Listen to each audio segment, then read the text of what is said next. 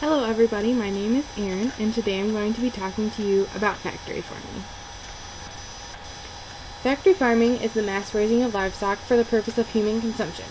Oftentimes, a factory farm is referred to as a CAFO, or Concentrated Animal Feeding Operation. Factory farms are becoming a growing trend in the United States, not only here but also in the world as well, because the population is raising, so therefore there's a growing need for food to be produced.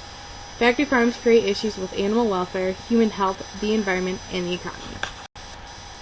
Animal treatment on factory farms is very poor. The animals often endure painful, cruel procedures that are not necessary. Also, the slaughter process is inhumane. Shown in the picture on this slide is a picture of some bulls being slaughtered. The first thing that happens to an animal when it enters the slaughterhouse is it is stunned, and then it is hung up by its legs in shackles. The animal is cut through the jugular vein, and then so that it can bleed out, and then its head is removed, it is skinned, and then its body is cut up to be processed for meat. While this process may seem like it's humane to animals, it actually isn't, because the animal is oftentimes conscious through the process, even though the stunning process is supposed to render them unconscious. Shown on this slide are also two more pictures of factory farming practices. The top picture is some broilers being raised in a large confinement operation. Oftentimes, broilers are housed in buildings where there are over thousands of chickens in these buildings.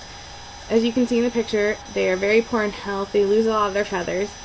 The chickens sometimes try to eat each other because there isn't enough food in the building for them to all eat at once. Also, a lot of them can't walk because their bodies are too heavy for their legs to support their body weight. In the bottom picture, there are some pigs being raised in a confinement operation.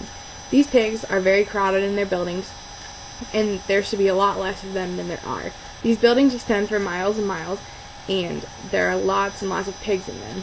A lot of the big issues in pig confinement operations are the fact that there's not a lot of feeding space for these pigs, and they'll fight to get feeding space, and a lot of times kill other pigs. Also, they suffer from respiratory issues because there's too many of them packed in one small area. Factory farming also creates issues for humans and their health. The first issue that affects humans is the increasing rate of obesity due to factory farming. While obesity is growing in the United States, and it may not seem like it, factory farming can relate to this. It actually does. Even though the world population is increasing, there's a large overkill of how much meat is being produced, and therefore humans feel the need to eat this meat, and that's why obesity is raising in rates in the United States. Also, factory farming leads to the spread of deadly diseases that you can get from animals. Shown in the picture on this slide are some animals raised in factory farms and the diseases that they can spread from themselves to animals. These diseases are called zoonotic diseases, and once humans contract them, they spread very, very quickly throughout the population. They're very hard to control and often lead to death in humans. Also, from factory farming, there's an increase in antibiotic resistance. Animals on factory farms are often fed a lot of antibiotics, not only to help with their growth, but also to prevent diseases that can occur in their bodies. These antibiotics do not process through their bodies well, and oftentimes are excreted into the urine, where they go out into the environment, and antibiotics are starting to become resistant to them because they're so common in the environment.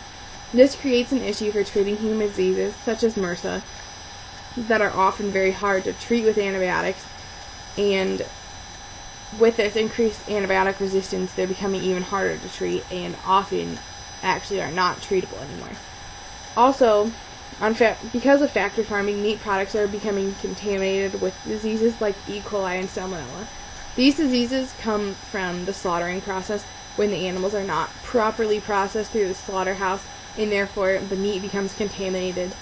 When these products reach the home of consumers, they may not be cooked fully, or surfaces can be contaminated with diseases, and as a result, humans will contract things like E. coli, and these diseases can be very deadly to them. Factory farming also has a negative impact on the environment. The first major factor that factory farms do to the environment is the amount of manure that they produce. The manure is so excessive that often they get placed into what is known as manure lagoons.